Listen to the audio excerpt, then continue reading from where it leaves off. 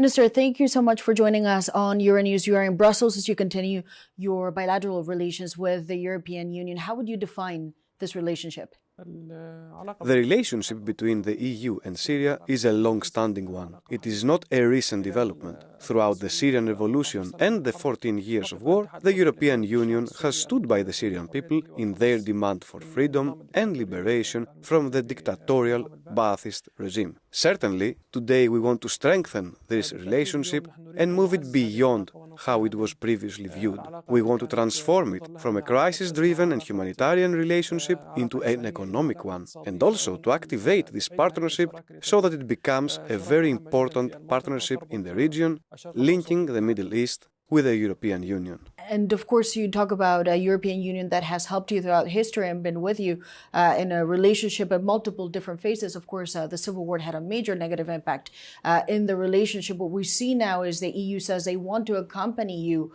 in this transition. They have removed a lot of the sanctions. They talk about economic partnership, but they also they want to see Syria taking steps that ensure minorities are protected. They have also said that they want to see social changes apply, and that they also want to see Syria becoming a partner in a region where, let's say, there's what the EU would consider malign actors such as Russia.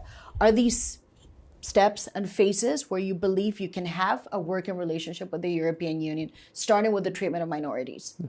The European Union's stance was the same as that of other countries. There was a political inability to assist the Syrian people at the political level and bring about regime change. The Syrian people managed to liberate themselves through their own efforts and with Syria's very limited resources. And today, the Syrian people are looking for partners. They are not looking for excuses, nor they are looking to be put in the dock. Anyone wishing to support Syria must move from words to deeds. And anyone wishing to build a strong partnership with Syria, an ambitious emerging nation, must also take practical steps that convince both the Syrian people and the Syrian government. The Syrian people are shaping their current policy based on their national interests. They are not shaping it according to the whims of any other country.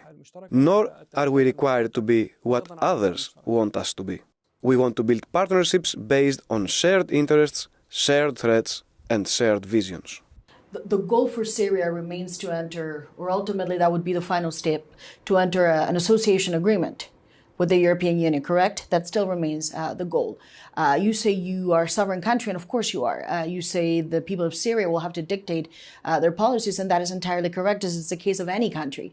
When it comes to the association agreement, however, it is a partnership. And the European Union has been clear, however, on these points, that in order to work with Syria, which they say they want to, they do want to see some steps, particularly, as I say, when it comes to treatment of minorities. Is that something, without being seen as an imposition, that you are taken seriously? There were many major problems that the European Union was unable to solve, especially since it was the previous regime that exported these problems. These included immigration, terrorism, the export of Captagon, political instability, persecution, murder, disappearances, imprisonment, and the lack of political relations with neighboring countries and the European Union.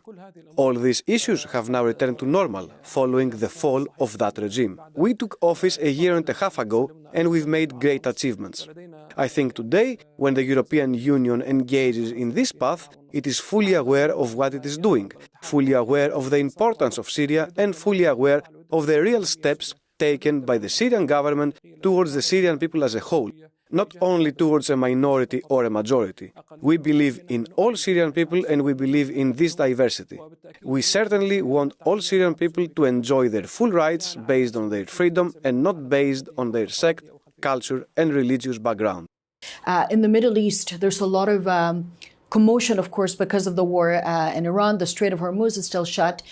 What role is this going to have or knock-on effect on a country like yours? And your president has said that Israel has committed at times acts of brutality, but that there still may be a path to engage so that there's a normalization of ties. This is something Europeans really pay attention to, the relationship in the Middle East and Israel.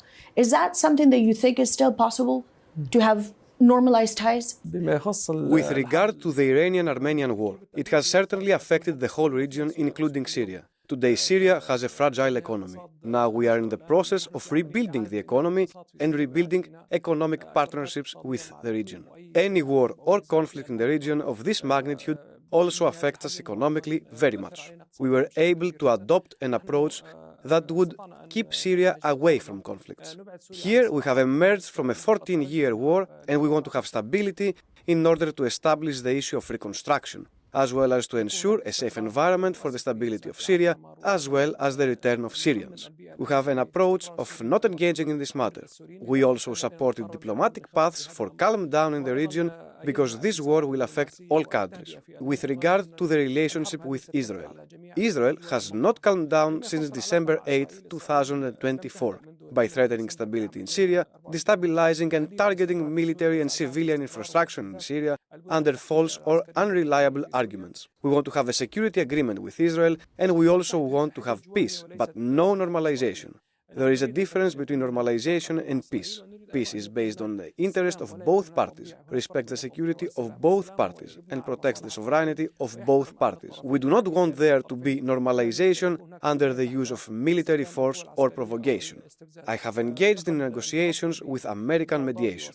We hope that these negotiations will lead to a calm and comprehensive agreement that respects sovereignty of Syria. So security framework, yes. Political normalization, no. There are discussions of a security agreement that will return us to the 1974 agreement and also lead to the withdrawal of Israel from the territories it occupied after December 8, 2024. This agreement will lead to political discussions on peace in the region. Thank you so much. Sir, thank you very much.